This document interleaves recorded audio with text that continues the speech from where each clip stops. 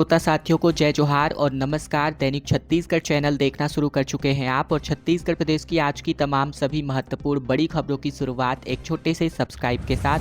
छत्तीसगढ़ में राज्य सरकार का दूसरा बजट सत्र शुरू होने वाला है, जिसको लेकर के आज इस बजट सत्र की शुरुआत हो रही है।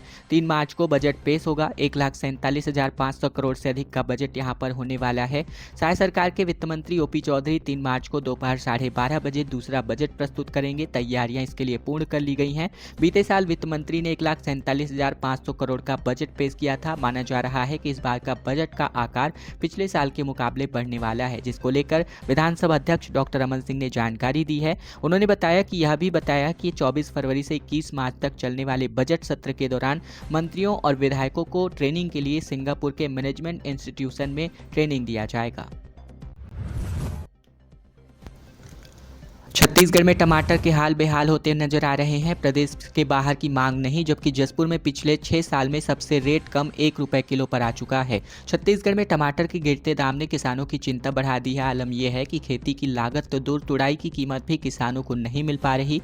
किसान टमाटर प्रदेश के बाहर भेजने के लिए कैरेट में सजाकर मंडी ले जा रहे हैं, पर बीते एक सप्ताह से दूसरे प्रदेशों की मंडी में मांग लगभग खत्म हो चुकी है। ऐसे में स्थानीय मंडी में टमाटर के दाम अब 1 रुपये प्रति किलो पर आ चुके हैं। दाम इतने नीचे आने की स्थितियां ये है 6 साल बाद बनी है। बाग बहार इलाके में किसान टमाटर 30 रुपये भार पर बेच रहे हैं। एक भार में 26 से 28 किलो टमाटर आता है, यानी राजधानी रायपुर में थोक में भाव 3 से 5 रुपये प्रति किलो पर आ चुका है। छत्तीसगढ़ में आखिरी चरण का मतदान खत्म हो चुका है। 77.54% का मतदान यहां संपन्न हुआ।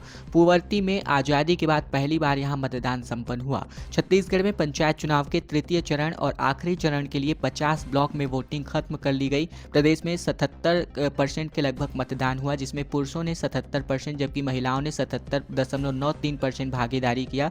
साथ ही खूंखार नक्सली हिड़मा के गाँव में पहली बार मतदान संपन्न हुआ। इस पर गृह मंत्री विजय शर्मा ने कहा कि आज का दिन बस्तर के लिए ऐतिहासिक रहा है।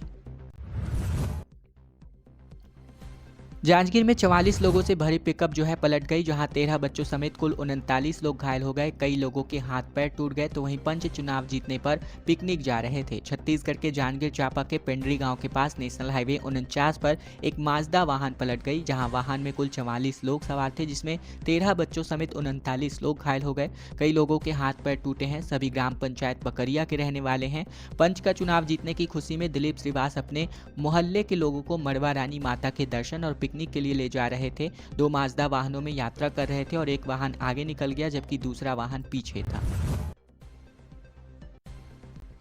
छत्तीसगढ़ में अब शराब के दाम बढ़ाए जा सकते हैं। कमाई का टारगेट 12,500 करोड़ करने की तैयारी में सरकार नजर आ रही है। दरअसल प्रदेश में शराब से कमाई को लेकर टारगेट बढ़ाने पिछले कुछ सालों से लगातार इसको बढ़ाया जा रहा है। वर्ष 2025-26 में भी इसका लक्ष्य बढ़ाने की तैयारी चल रही है। बता दें 24-25 के बजट में राजस्व प्राप्ति के स्रोत आय के रूप में आबकारी विभाग से तकरीबन 11,000 करोड़ कमाने का टारगेट रखा गया था। हालांकि ये टारगेट पूरा नहीं हो पाया और अब वर्ष 2025-26 के लिए राजस्व को बढ़ाकर 12,500 करोड़ करने की तैयारी है। यह पिछले साल से 1,500 करोड़ ज्यादा होगा। इसकी घोषणा बजट में की जाएगी, लेकिन इस अनुमानित टारगेट को पूरा करने के लिए आबकारी विभाग ने अभी से कई बड़ी योजनाओं पर काम करना शुरू कर दिया है, जिसमें कुछ शराब के रेट भी बढ़ाए जा सकते हैं। सभापति की रेस में मंत्री और पूर्व मंत्रियों के करीबियों के नाम शामिल है। बीजेपी ने 10 निगमों में स्पीकर चुनने 10 ऑब्जर्वर बना दिए हैं। दरअसल छत्तीसगढ़ में अब सभी नगर निगमों में सभापति चुनने के लिए भाजपा ने 10 पर्यवेक्षकों की नियुक्ति करी है, जिसमें भाजपा के सांसद संतोष पांडे, धर्मलाल कौशिक, नारायण चंदेल जैसे तमाम नेताओं के नाम शामिल हैं। बता दें इन सबके बीच सभापति के दावेदारों के नाम भी सामने आने लगे हैं, जो कि दावेदारी कर रहे हैं।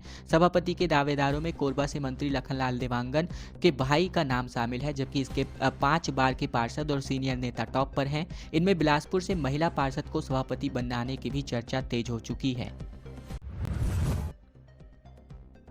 छत्तीसगढ़ में धर्मांतरण, लव जिहाद और गौहत्या पर कानून बनाए सरकार। इस बाबत सांसद बृजमोहन ने राज्यपाल और सीएम को खत लिखा है। दरअसल कांग्रेस की सह पर मतांतरण कराया गया। इस पत्र में इनका उल्लेख यहां देखने को मिला। छत्तीसगढ़ के रायपुर सांसद बृजमोहन अग्रवाल ने धर्मांतरण, लव जिहाद और गौहत्या को रोकने के लिए राज्यपाल रमेन डेका और मुख्यमंत्री विष्णुदेव साय को एक खत लिखा है। इस पर उन्होंने दोनों पर कड़े कानूनों के प्रावधान लागू करने की मांग की है। राज्यपाल को भेजी चिट्ठी में कहा गया कि इसी बजट सत्र में नए कानून बनाकर लागू किया जाए। उन्होंने कांग्रेस की सह पर धर्मांतरण और मतांतरण को बढ़ावा दिए जाने का भी दावा किया है। छत्तीसगढ़ से महाकुंभ जाने वाले तकरीबन 4000 से अधिक यात्रियों की कंफर्म टिकट कैंसिल कर दी गई और अब अचानक बड़ा झटका लगता इनको नजर आ रहा है। अब कुछ ही दिनों में प्रयागराज कुंभ मेले का समापन होने जा रहा है और इसके पहले तीर्थ यात्रियों की परेशानियां बढ़ चुकी हैं, क्योंकि हर दिन चलने वाली दोनों प्रमुख ट्रेनें यानी सारनाथ और नौतनवा एक्सप्रेस को रेलवे प्रशासन ने परिचालन कारणों का हवाला देकर दोनों तरफ से कैंसिल कर दिया है और इस वजह से पहले रिजर्वेशन कराकर प्रयागराज जाने की तैयारी में बैठे हजारों यात्रियों को बड़ा झटका लगा है। अब अपने कंफर्म टिकट का रिफंड लेने के लिए रेलवे के काउंटरों पर लगातार भीड़ उठती नजर आ रही है। मार्च के प्रथम सप्ताह में होगा महापौर पद का शपथ ग्रहण। सीएम और प्रदेश के दिग्गज नेता इसमें मौजूद रहने वाले हैं। नगर निगम के नवनिर्वाचित महापौर संजय का शपथ ग्रहण समारोह मार्च के प्रथम सप्ताह में भव्य रूप से आयोजित किया जाएगा। इस बार शपथ ग्रहण समारोह ऐतिहासिक और धार्मिक दृष्टि से महत्वपूर्ण स्थल दंतेश्वरी मंदिर के मुख्य गेट के सामने आयोजित किया जा सकता है, जहां शहर के प्रमुख गणमान्य लोग, राज्य सरकार के मंत्री और मुख्यमंत्री स्वयं मौजूद रह सकते हैं। फिलहाल शपथ ग्रहण समारोह के लिए कोई तारीखों की घोषणा नहीं हुई है, लेकिन जानकारी के अनुसार 1 या 2 मार्च को इस समारोह का आयोजन जगदलपुर में किया जा सकता है। छत्तीसगढ़ में गन्ना पेराई सत्र 2024 और 25 के लिए सूचना बंद होने की जारी कर दी गई है। 2 दिन और होगी शक्कर कारखाना में गन्ने की खरीदी। छत्तीसगढ़ के भोरमदेव सहकारी शक्कर उत्पादक कारखाना मर्यादित कवर्धा का पेराई सत्र 2024-25 में गन्ना खरीदी 24 फरवरी तक ही निर्धारित किया गया है। कारखाना में गन्ना खरीदी के लिए संबंधित गन्ना उत्पादक कृषकों को गन्ना आपूर्ति पर्ची प्रदान कर दिया गया है। इसके अलावा जिले के ऐसे गन्ना उत्पादक कृषक जिन्होंने किन्हीं कारणों की वजह से गन्ना आपूर्ति पर्ची प्रदान नहीं किया हो, वे तत्काल शक्कर सहकारी शक्कर कारखाना कवर्धा के विभाग में गन्ना विभाग में जाकर के संपर्क कर सकते हैं। भारत ने पाकिस्तान को हराया, जिसको लेकर छत्तीसगढ़ में जश्न का माहौल बीते दिन देखने को मिला। जय स्तंभ चौक पर भीड़ उमड़ पड़ी, जमकर आतिशबाजी। बिलासपुर, दुर्ग समेत प्रदेश भर में क्रिकेट के फैंस झूमते नजर आए। चैंपियंस ट्रॉफी 2025 में भारत वर्सेस पाकिस्तान के मैच में पाकिस्तान को भारत ने 6 विकेट से हरा दिया है। वहीं भारत की जीत को लेकर के रायपुर में भी जश्न का माहौल देखने को मिला। क्रिकेट प्रेमियों ने जय स्तंभ चौक पर जमकर आतिशबाजी करी है, जबकि बिलासपुर, दुर्ग समेत प्रदेश भर में क्रिकेट लवर देर रात तक झूमते नजर आए। वहीं भारत की जीत को लेकर के मुख्यमंत्री विष्णुदेव साय ने जीत की बधाई दी। इसके अलावा भारत पाकिस्तान के मैच की खुमारी में इस तरह रही कि रायपुर के मॉल्स और रेस्टोरेंट, साथ ही कैफे और क्लब में मैच देखने के लिए बड़ी बड़ी स्क्रीन्स लगाई गई। 450 से 900 रुपए तक टिकट भी बेचे गए। वहीं बात करें शहर के सुभाष स्टेडियम में, तो बड़ी स्क्रीन में मैच की स्क्रीनिंग चलाई गई। छत्तीसगढ़ में कृषि शिक्षकों की भर्ती में बीएड डिग्री अनिवार्य कर दिया गया है। हाईकोर्ट ने कहा कि इसमें कोई भी छूट नहीं दिया जा सकता। छत्तीसगढ़ के बिलासपुर हाईकोर्ट के फैसले के बाद अब प्रदेश में कृषि शिक्षकों की भर्ती में बीएड की डिग्री अनिवार्य होगी। कोर्ट ने निर्देश दिए हैं कि इसमें छूट नहीं दिया जा सकता, जिसमें chief justice Ramesh Sinha, justice Ravindra Kumar Agrawal की डिवीजन बेंच ने छूट के प्रावधान को असंवैधानिक और अधिकारहीन बताते हुए नियमानुसार भर्ती प्रक्रिया करने का निर्देश जारी किया है। छत्तीसगढ़ में 5 से लेकर 15 मार्च तक फागुन मेला आयोजित किया जाएगा। टेम्पल कमेटी ने 45 लाख का बजट मांगा है, जबकि ओडिशा और आंध्र प्रदेश समेत कई राज्यों से 1000 देवती और देवता यहां इसमें शामिल होते हैं। छत्तीसगढ़ के दंतेवाड़ा में 5 से लेकर 15 मार्च तक फागुन मेला आयोजित किया जाना है। हर दिन मां दंतेश्वरी की विशेष पूजा अर्चना होगी। साथ ही आखेट की कई रस्में अदा करके तकरीबन 600 साल पुरानी परंपरा निभाई जानी है। इसके अलावा इसके पहले बसंत पंचमी के दिन दंतेश्वरी मंदिर में त्रिशूल की स्थापना की गई। फागुन मेला में शामिल होने के लिए तकरीबन 1000 से ज्यादा देवी देवता पहुंचेंगे। इस साल फागुन मेला के लिए टेम्पल कमेटी ने तकरीबन 45 लाख रुपए का बजट रखा है और प्रशासन से इस बात की मांग भी की है। खास बात है कि फागुन मेला में शामिल होने सिर्फ छत्तीसगढ़ और बस्तर से ही नहीं, बल्कि ओडिशा, आंध्र प्रदेश और तेलंगाना समेत पड़ोसी राज्यों से भी देवी देवता इसमें मेला में शामिल होने पहुंचते हैं। छत्तीसगढ़ में जीतना का जश्न मनाने के बाद हारी बैगा महिला प्रत्याशी भूपेश बघेल ने कहा कि 13 काउंटिंग सेंटर में गड़बड़ी का मामला सामने आया है। छत्तीसगढ़ में पंचायत चुनाव के तृतीय चरण यानी अंतिम चरण का मतदान अब समाप्त हो गया। इस बीच कवर्धा में बैगा आदिवासी महिला जगनी कामू की चुनाव की हार पर विवाद खड़ा हो गया। पूर्व सीएम भूपेश बघेल ने कहा कि 13 मतगणना केंद्रों पर गड़बड़ी हुई है। यह सब गृह मंत्री विजय शर्मा के इशारे पर हो रहा है। बघेल ने आगे कहा कि चुनाव में इस तरह की धांधली बर्दाश्त नहीं की जाएगी। भाजपा को याद रखना चाहिए कि वे राष्ट्रपति के दत्तक पुत्र और बैगा जनजाति के उम्मीदवारों के साथ ज्यादती कर रहे हैं। वहीं भाजपा ने कहा कि ये सब आरोप झूठे हैं। चुनाव हारने वाली जगनी कामू छत्तीसगढ़ की पहली बैगा महिला है जिन्होंने आजादी के बाद चुनाव लड़ा है। कांकेर में सरोना में वार्षिक मेला आयोजित किया गया। 12 पाली के देवी देवताओं की पूजा के साथ इसका शुभारंभ किया गया है।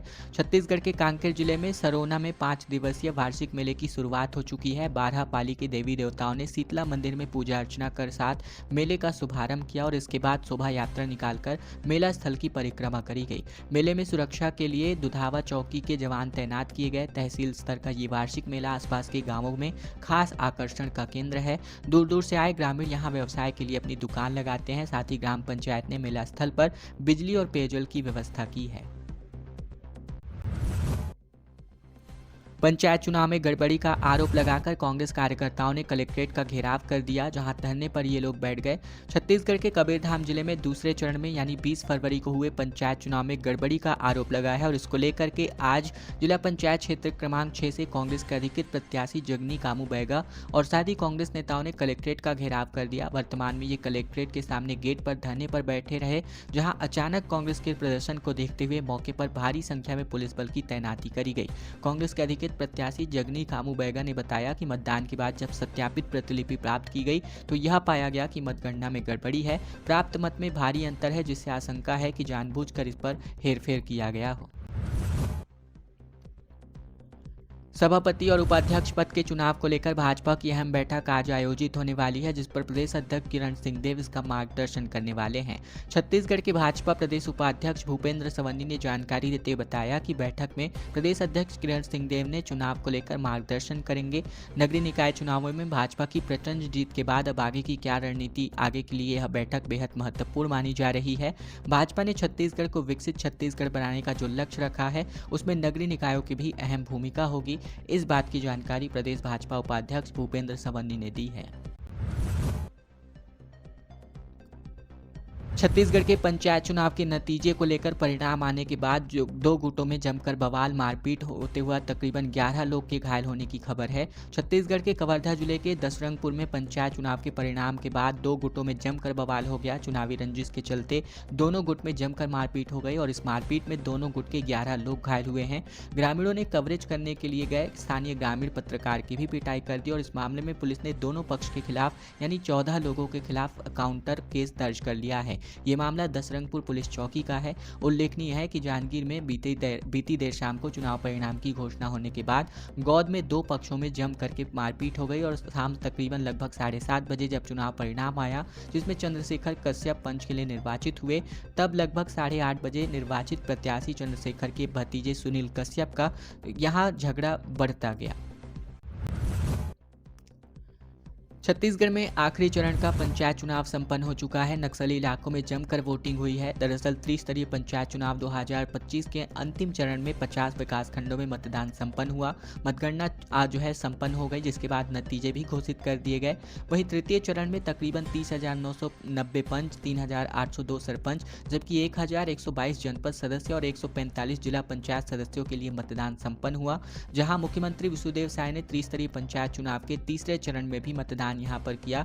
वहीं अंतिम चरण में भैरमगढ़ जनपद के नक्सल क्षेत्रों में मतदान जम करके देखने को मिला। मंत्री और विधायकों ने प्रधानमंत्री के मन की बात सुनी। मोटापे पर प्रधानमंत्री ने सभी को अवेयर किया। रविवार को मन की बात कार्यक्रम के 119वें एपिसोड पर छत्तीसगढ़ के उप मुख्यमंत्री अरुण साव ने कहा कि हम नियमित रूप से मन की बात सुनते हैं। प्रधानमंत्री नरेंद्र मोदी जिन विषयों पर चर्चा करते हैं और जनता के साथ साझा करते हैं वे अद्भुत हैं। इसमें हम काम करने के तरीके में इसमें हमें प्रेरणा मिलती है। साव ने आगे कहा कि आज के एपिसोड में प्रधानमंत्री ने जिस तरह मोटापे के बारे में हम सबको जागरूक किया वह प्रेरणादायक है। खबरों का सिलसिला बस यहीं तक का था। अगर आपको यह वीडियो पसंद आया तो वीडियो को लाइक करना बिल्कुल मत भूलिएगा। चैनल पर अभी तक आप नए हैं तो चैनल जरूर से सब्सक्राइब कर लीजिएगा, ताकि प्रतिदिन की महत्वपूर्ण खबरें, छत्तीसगढ़ के समाचार ठीक इसी प्रकार हम आप तक रोजाना पहुंचा सकें।